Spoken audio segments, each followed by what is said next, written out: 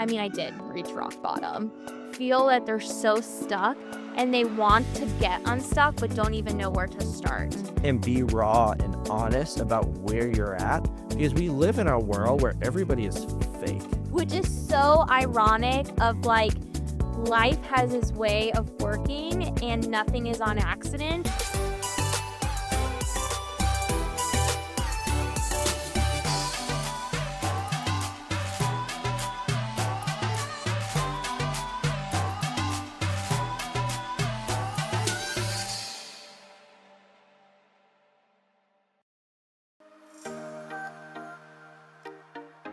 Hey Palmr fam, I'm Rebecca. And I'm Nick. And welcome back to another episode with us. We're so excited to be here. Yes, we are. Another episode. So this is going to be a great episode. We are going to get pretty raw because right now we are going to be talking about an exciting new project that Rebecca's been working on. And a lot of it's going to be about her personal story, why she is doing this, and what kind of led up to it. So I am very excited because I obviously know the story already. And this is one of the reasons that makes Rebecca so amazing and why I love her so much. So let's jump into it. I'm a little nervous. You a little If I'm nervous? being honest. Oh, yeah? Yes. Okay. So I think we start from the beginning. Okay. And I would love to know, what was the moment or experience in your life that first sparked this idea for Pivot Gals? Back in late 2020, early 2021, I moved jobs. So basically, it was within my same industry, but after dealing with 2020, like everything just got shooked up for me. So I thought I was trying to escape the company. I thought getting a new job within the same industry with a different company was going to be the answers to why I was feeling the way I was feeling. When I joined the new company, I almost immediately realized it wasn't the other company I was escaping. It was basically the industry as a whole that wasn't fueling me anymore. There was no passion left in it. It was actually making me struggle more than it was actually giving me life and hope and excitement and everything you could think of, which was crazy for me because I I've shared it before, but I come from two immigrant parents. So I have worked my entire life. From the moment I could get a job, I had a job. I just found myself at this like point in my life where I'm like, well, this is what I've been doing for the past decade after I graduated college. This is where all my experience is in. This is where all my connections are in. Like, now what? What do I do? I just found myself in this point of like, what do I do? Do I even like admit this or say this out loud? Or do I just like keep this within myself and just try to like push through and eventually the job would start to become easier for me, which unfortunately is the route that I took. So I kept pushing through. I kept just kind of like pushing down my feelings of what just everything felt off for me. Ironically, I didn't realize that everyone around me was seeing this in me. I thought it was just me living with it and I was doing a really good job of hiding it, but I was not. And all of this was before me and you even met. So Yeah. this is something that I learned after meeting Rebecca, Yeah. and I I wasn't there for her during this experience, but this is what kind of really led to this like change in you hmm and all. And I know there's a lot of pressure that you even put on yourself. But yeah, go ahead. Sorry, continue.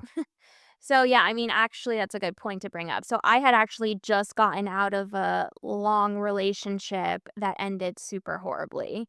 And that kind of blew up in my face. And then COVID hit, 2020 hit for everyone. It was kind of like all these things happening that were just kind of like adding up. But I kept just trying to like suppress them and like, I can get through this. I can fake it till I make it kind of motto I had then. So, like I was saying, ironically enough, I thought I was doing a really good job of hiding how I was feeling, but my family came to me one night, my immediate family, so my parents and my sister came to me and were like, sat me down for what the only way I can describe it is like a mini intervention. And they're like, we were at my parents' house having dinner. That's why they called me over. So I sit down there and ready to have dinner. Basically, they were like, "You are not doing well. We can tell you're not doing well. Like, we don't even recognize you as a person anymore. We can see that you're severely struggling. We want to talk to you about this, and what can we do to help you?" I was so taken aback by them. Like, at first, my first reaction was to get defensive. Like, what are you talking about? Because again, I was trying to make it seem like nothing was happening. I was ignoring that part of what was going on with me. But, I, like, all that too is, it's obviously, I know your family, yeah, but that's really hard for an individual to come and see these things that are going on yeah. and for your family to confront you. Like, Yeah. that was a big deal, I'm sure, at that time. Oh, And yeah, it's like if you the denial side of it, sure, like, nobody wants to see what you're going through and see you almost, like, ripping yourself apart. yeah.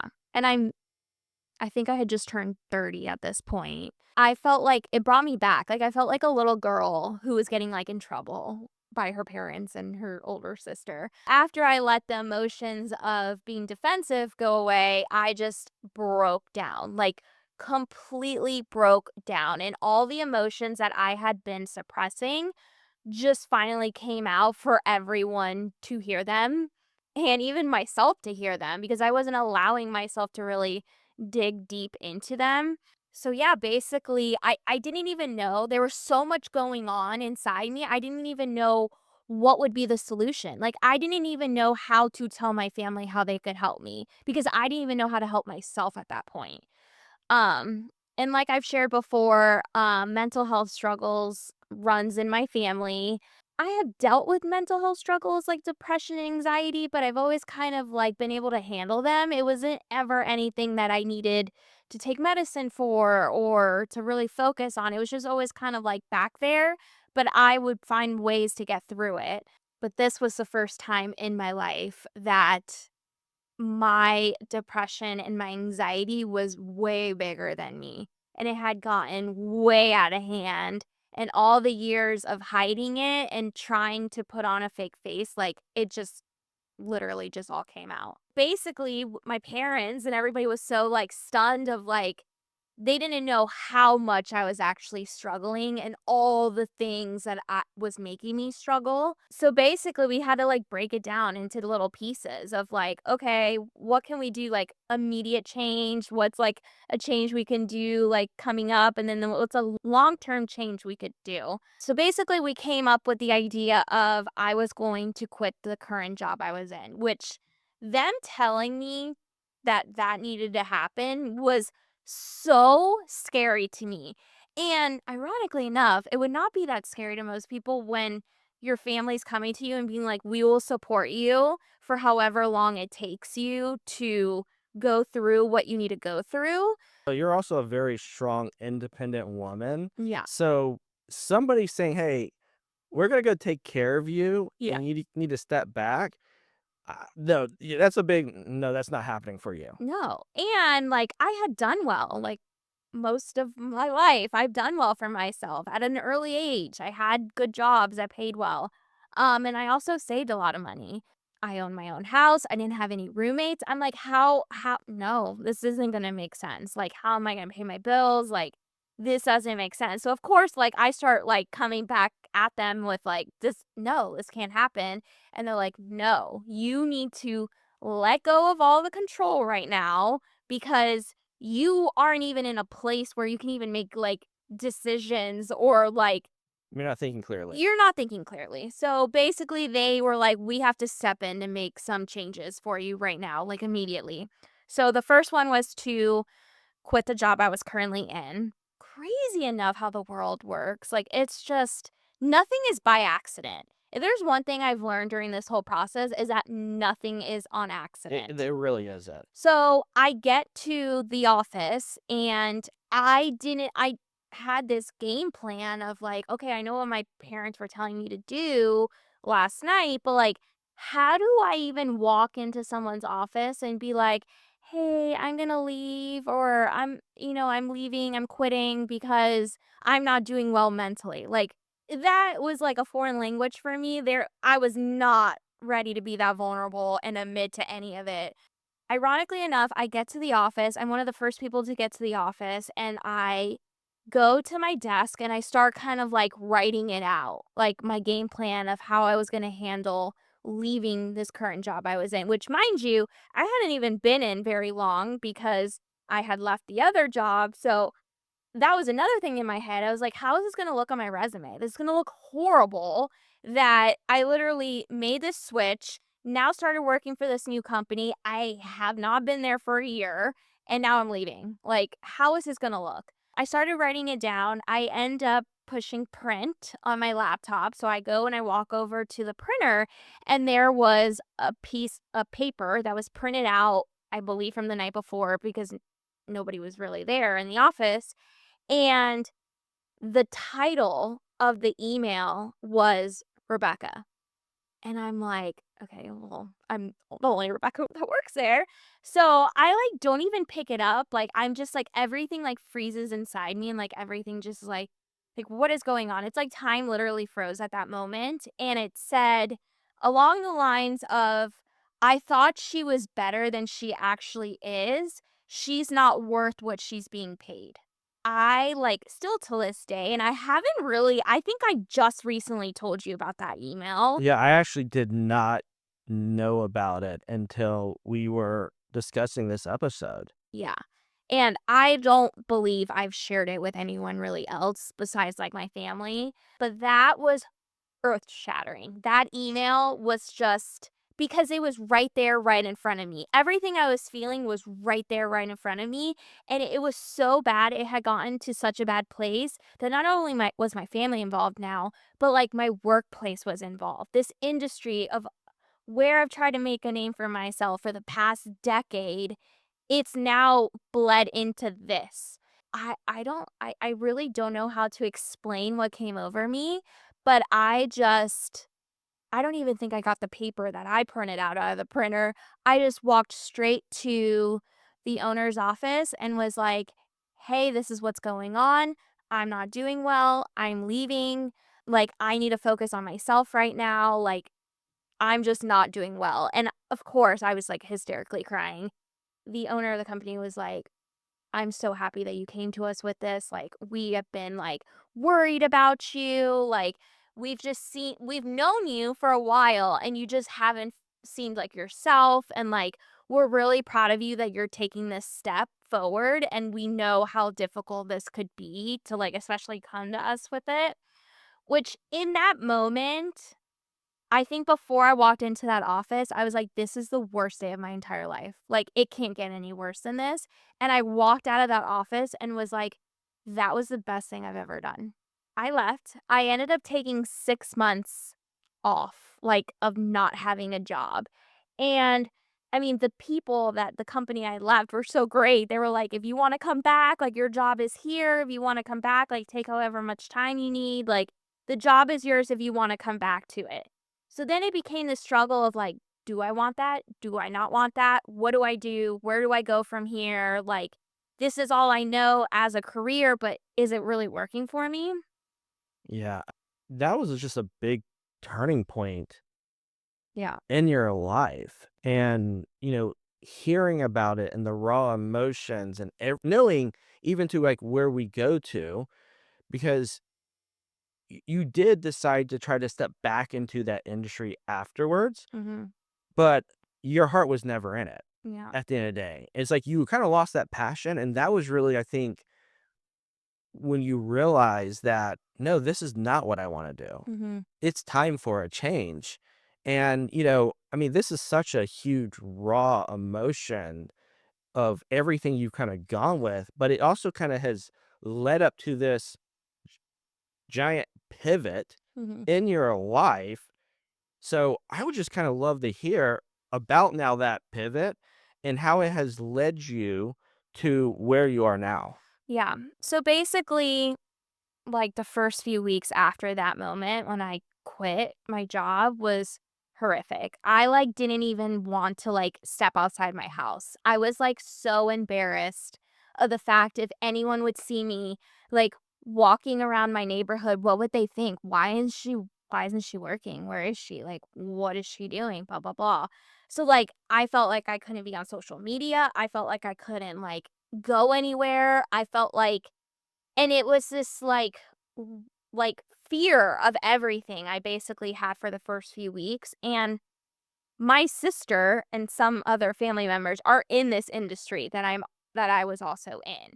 Very much I still have a tie to it. So obviously she's getting the questions of like, "Oh, like how's Rebecca doing? Oh, I see she's no longer with this company. Like, what is she doing now? Like, what's going on?" I remember like during one of the times there was an event that was held and there was people there from that industry that were going to be at this event and that was going to be like my first time seeing them since I quit.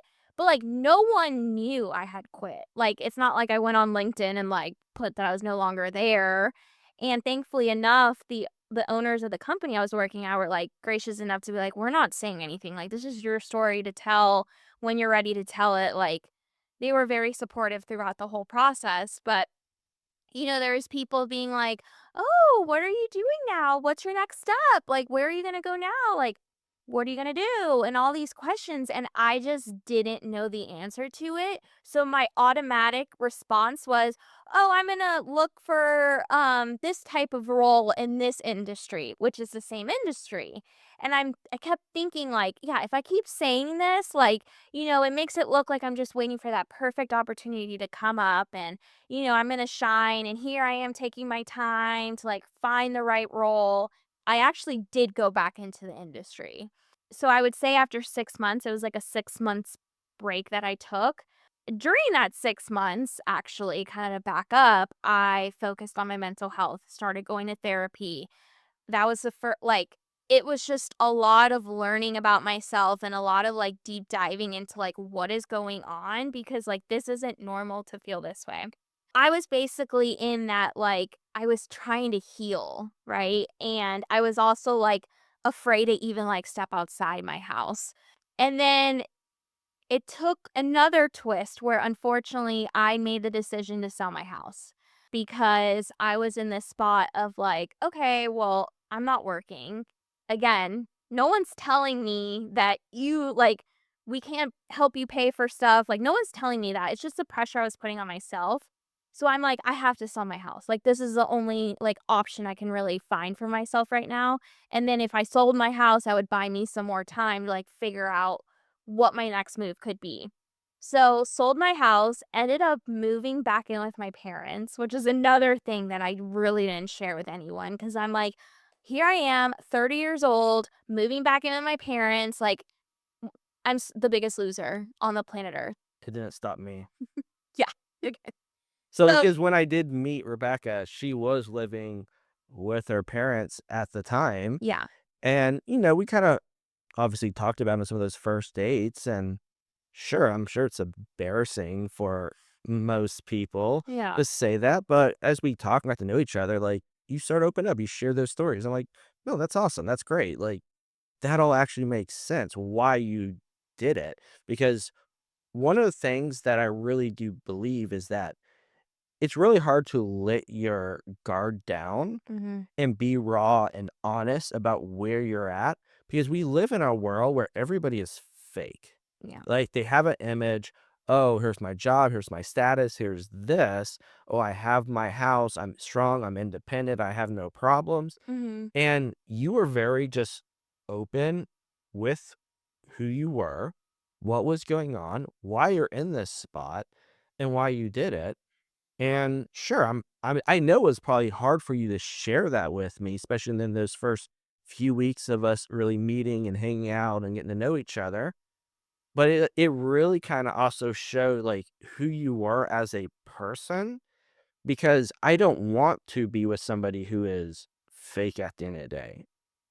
Like, I've been through that. I've had friends, I had people in relationships where everyone's just fake. Mm. And you can't talk about the messy, bad things in our lives. And Yeah. so that was amazing that you were so able to be so open with me at such an early, stage. And now you're obviously sharing it on this platform and everything else you're getting ready to do. So, Yeah. um, Well, it's pretty ironic how you mentioned that that's when we met Mhm. because I couldn't even go outside to take a walk because I would think someone that knew me would see me and be like, "What is she doing? She's not working? Like, what is she doing?" So I obviously thought that my dating life was non-existent. Like, how am I going to meet someone like this? Like, who would even want to meet me? Like, I'm such a disaster, which is how I felt that I was like, I'm never gonna meet anyone right now. And then ironically, I meet my now husband, which is so ironic of like life has its way of working and nothing is on accident. Like I was meant to go through this journey, which now has led me to here. Yeah. But back then you could have never told me that. No. When it was the first few weeks and first few months, I'm like, my life is over, my world is over. Like it was just like there were so many like big pivotal moments that were happening. Like my best friend's 30th birthday. I missed it. I paid. It was going to be, I believe it was Mexico. I paid my ticket to go there, paid my flight. Everything was paid for.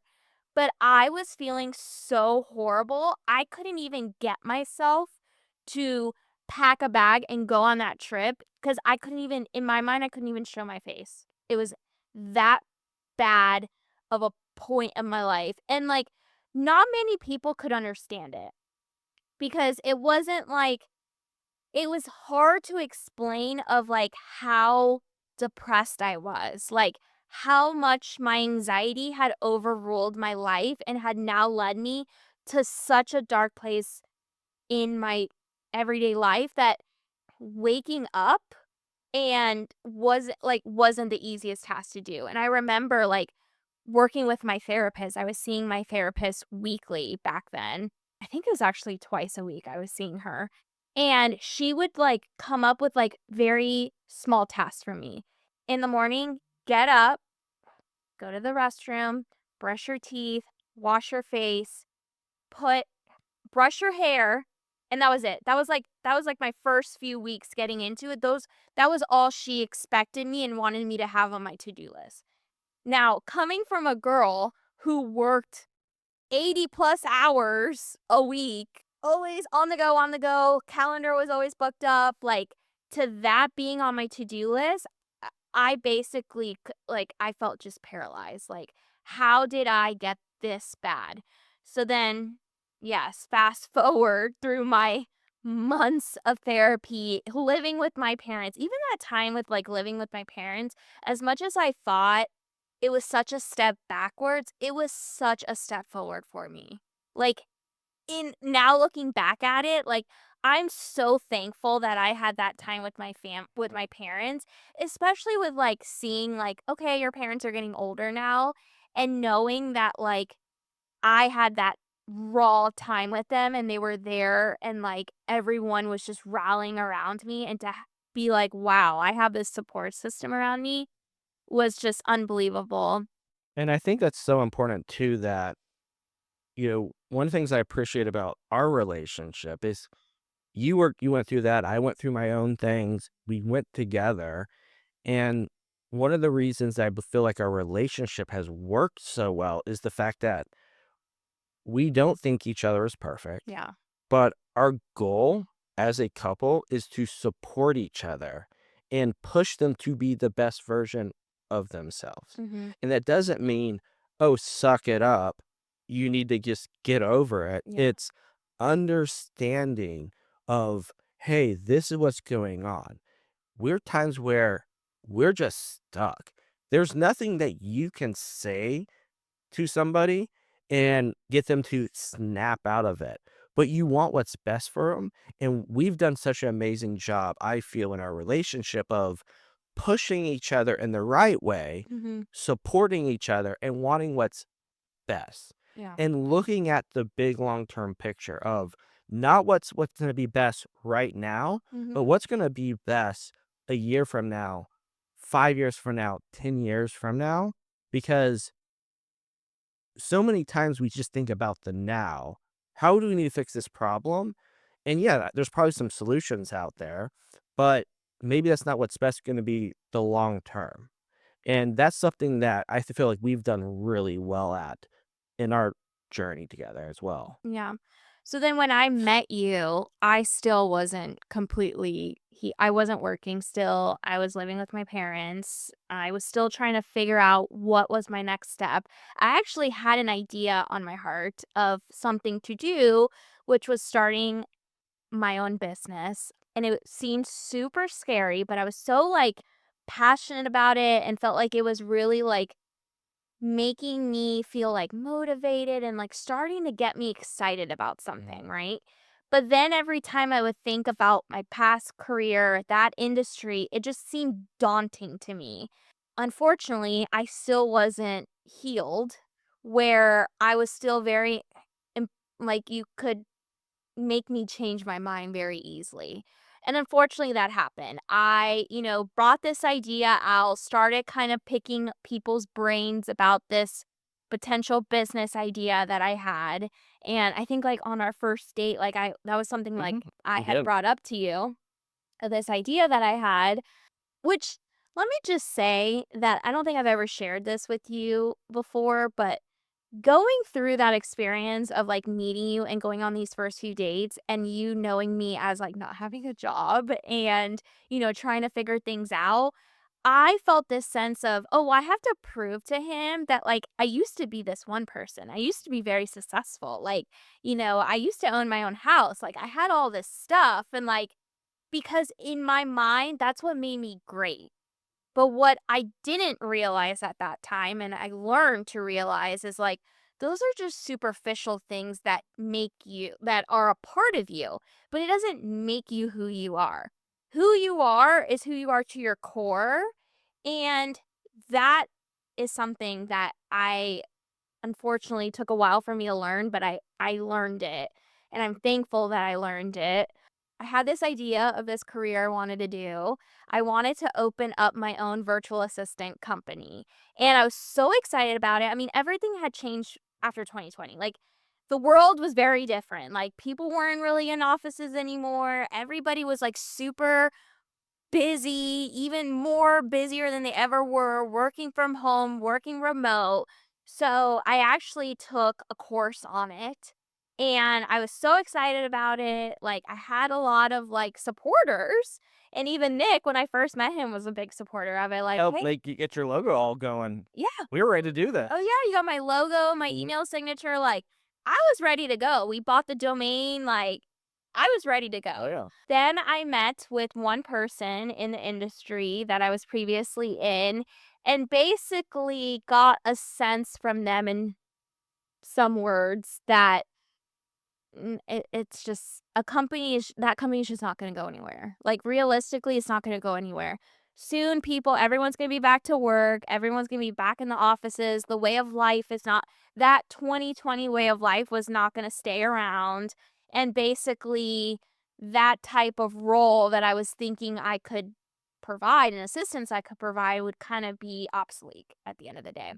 I didn't move forward with it. So it was like that one conversation with someone from my past made me completely go, "Oh, it's not good. It's not a good idea. I'm not going to be successful in it.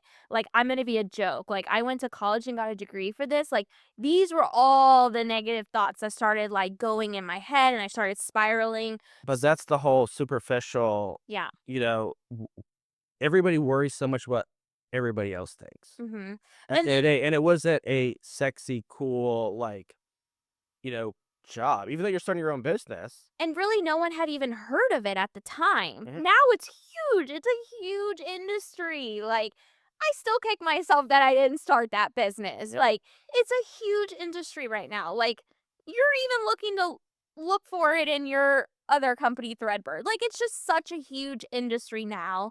And I, again, in that moment, now I can look back. The issue was I wasn't healed then. I hadn't gone through everything I was meant to go through and what I needed to learn about myself.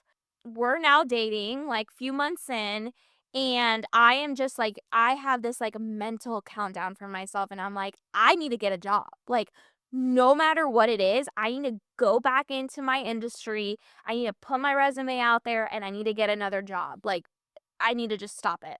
So that's what I did. I got another job in within my industry. It was a little bit different, but there was still a lot of traveling I had to do. Like it was a salary. I was So super you actually jumped into a different position first and did that for for a little bit. about what, 6 months or so? And Yeah. that just Which was kind of like a commission-based role, which was kinda like come and go type of thing, and then after that, I totally forgot that, and then Mhm. after that, I found this more, like, stable, more concrete role, Mhm. which had a salary, like, And that company benefits, loved you. Like, everything, you yeah. were a rock star for them. And I loved them. They Yep. were a great company to work for, made really good connections with it. And I was basically, I would say I was pretty stable, right? Like I was pretty like I wasn't like yeah, I would have some moments. I'd be like, I don't know, like I don't want to travel here. I don't want to be in my car all day, but I was pretty like stable, I would say I was at that point. And then you and I move in together, and then, of course, like, if you've heard the other episodes, I got the shingles early on of me moving in. So, I think it was after the shingles that I got the shingles, and I'm like, something's not working." Because I had come to realize that my body was the best indicator that something is not working, and something needs to change because you're not doing well. You're not treating the body well, like, something's going on. So then I had a conversation with you and I'm like, "Hey, I don't like I'm not this is not what I wanna be doing. This is not my passion. This is not fueling me." Like, it's not like me when I wake up in the morning, I'm kinda dreading it. And I felt myself quickly going back to the emotions that I felt back in 2020 and 2021. And I had made myself a promise at that point when I went through that. I would never allow myself to get that bad. Like I would listen to myself before I ever reach a point like that again. So then that is actually when, because early on in our dates, we had talked about a clothing brand, starting a clothing brand, how cool that would be. So that was always in the back of our mind. So that was actually when we went on our trip to the Bahamas and we were like, okay, let's think of a name for this company.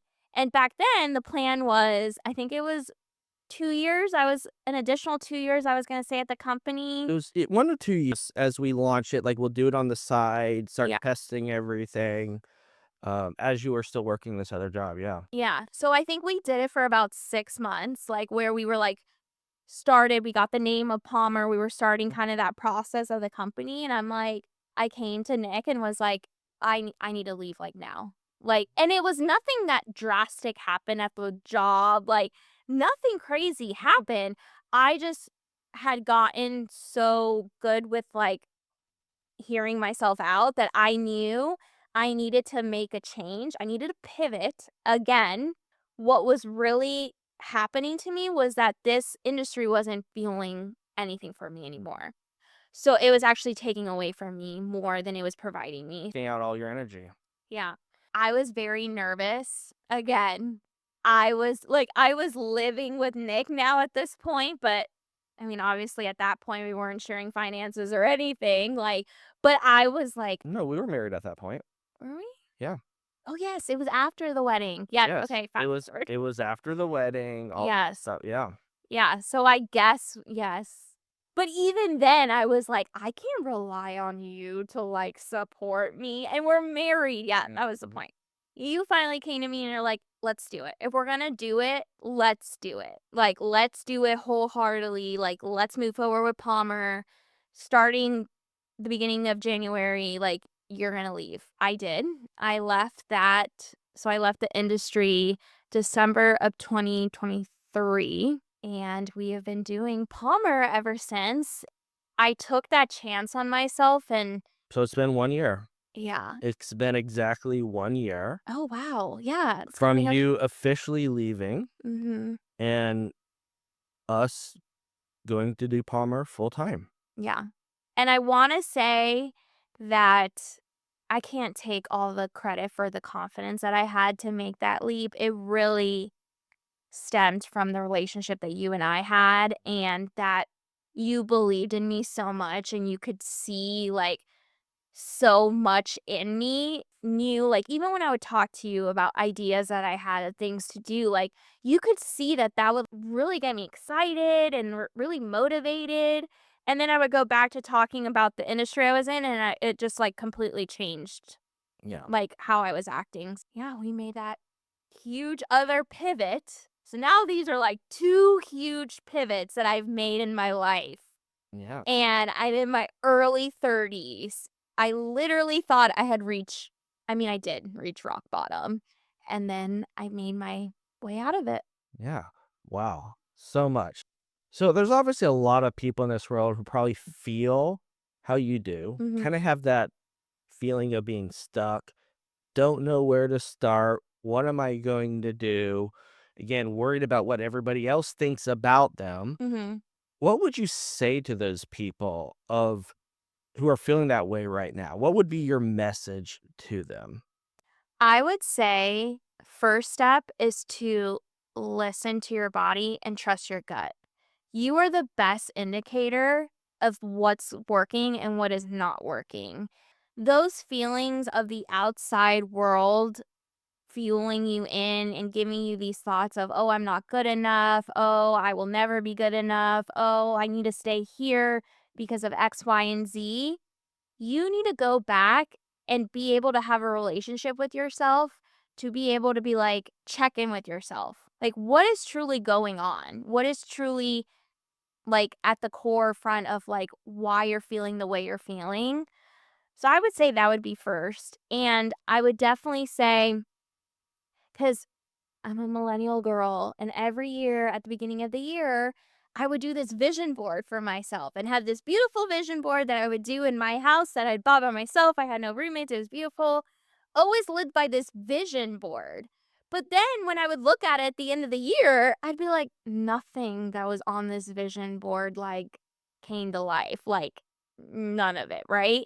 And then like I mean, that just makes you feel bad about yourself because you're like, still don't have a husband, still don't have this dream car, still don't have like whatever the case may be.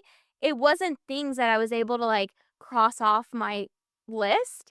And that was like getting to me. And I was feeling like stuck of like what everyone thinks I should be at or what everyone thinks I should be having or I should be married by now. I should be having kids by now. Like, I've worked this hard in my life. Like, why don't I have a boyfriend? Why, like, what's going on? And it's that feeling of you can't, you have to be open enough to pivot. And pivoting can literally be the scariest thing you ever do, but it will literally be the best thing you can do. It will set you free. It will literally set you free. And it took me so long to get to the point to learn that. And unfortunately, I had to learn it all the really hard ways. But if there is one thing that I can stress is pivoting will be the answer to these really horrible times you're going through. Yes. And I think we've teased it up enough. So please, Rebecca, what is Pivot Gals? Yes. So I have created Pivot Gals, which in my mind is literally exactly who I wish I had back then when I was going through all those really hard times. Having that person to be a cheerleader, be a mentor, be someone that can be like, hey, I went through this and I was able to get out of it. And this is not the end of you. This is not the end of your story. There's no period at the end of this sentence. Like, there is still so much that you have left to give, to offer, to do, to experience. Like, it's just the beginning. Pivot Gals is really for the millennial girls and the young professional girls that are in their industry. They're in their dream industry, everything they had always wished for. They're living this life of everything that was on their vision board, but like it doesn't feel right to them. Getting to the next step to try to figure out why it doesn't feel right and what needs to be done to make it feel right is the scariest thing ever. So, really having that support of women who I want to support women who are going through these stages of life, feel that they're so stuck and they want to get unstuck but don't even know where to start. the community right now that I really want to grow is going to be kind of intertwined with Palmer. So right now, I'm going to be sharing stories of it on this YouTube channel that we have for Palmer. But really, it's going to be one on one coaching sessions that I am going to be offering soon in the near future. There's going to be resources that I'm going to provide, and just really, again, building that community of women that just need to hear certain things and feel like they are just alone, stuck, don't know how to get to the other side. I really want to be that reinforcement for these ladies of like, hey, I did it. I'm on the other side. Like, let's do this together. Man, this is so powerful. I'm so And excited. and I really do know because of your experience and everything you've gone through, you really are gonna be able to help people. And you've been putting in the work yourself, obviously, over the last 10, 15 years going through these experiences. Because 'cause I'm somebody who fully believes life experiences is who what makes you, Hmm. and you can teach people also based off these life experiences. You also have been going through training, so you are now a certified actually coach, Yes. which is awesome, and I'm just so proud of you for in while doing all this Palmer stuff, she has been working overtime to get her certification, go through these classes, all of this stuff, planning out the business. Sadly, the website's not up yet or anything like that. We were just joking right before we got on here. It's like, oh, I guess we need to get your logo all designed. I was like, I didn't even think about that. I had in my head, I'm like, I have the name, like, yeah. Yeah, But yeah, so very soon, all that will probably be launching. Obviously, she has her personal Pivot Gals Instagram account. yes, I So did change recently. That was my former Rebecca Palmer. I mean, I went into it knowing this was what I wanted to do. I just was thankful enough to find a community of women of the Go and Tell Gals, which actually has a coaching certification and it's ran by Jess Connolly. Found the book Tired of Being Tired and it was game changer for me. And the book is written to women. It's really to speak to women. It's written by Jess Connolly, but you read the book in its entirety too. I read it. Yeah, it was even though it was for women, I feel like it was something I needed to hear for myself. And And I for, feel like it like taught you things about me oh, and like 100%. why I do certain things and like stressors that I put on myself. It was just so funny. But it was so funny as you were reading the book, you were like sending me stuff from the book and you're like, this is you. Like this is something you would totally do. It's so funny because the more I started following Jess Connolly and like following her on social media and reading I went on to read other books that she has written. She is married to a Nick. I literally don't know how much more we can get. And she's an Enneagram 8, which I'm an 8, a challenger. And it's just so much of us, like so much I can relate to that she says. So I got the opportunity last week to go to Charleston, get my certification. I was able to meet Jess Connolly in person. And the first thing I said to her was like, I've been so excited to meet you because I feel like we're so much alike. And I'm also married to a Nick. And I feel like the two Nicks are alike too. And she just like laughed and she was so sweet. So, yes, I am officially certified for coaching as well. So, yes, my goal is to get the website and everything up and running by the beginning of like next week, basically, next month, which is January 2025. That is my goal. But yes, I am on the social media platform to really start the conversation. So I will be sharing more content around my story, how I got started with Pivot Gals, and where we're going in the future of it. Because I am proud to say I am finally to the point where I am healed and brave enough to share this story. Talking about this story doesn't make me want to like hide behind a chair or anything or just like crumble because it's me, it's part of who I am and has led me to where I am, and I am so excited for the future of Pivot Gals. Wow. Thank you so much for sharing. That was Oh, such a great, and I really hope that everybody listening to this episode could feel the emotions. I was trying not to ball over here for most of it, but this is what it's all about.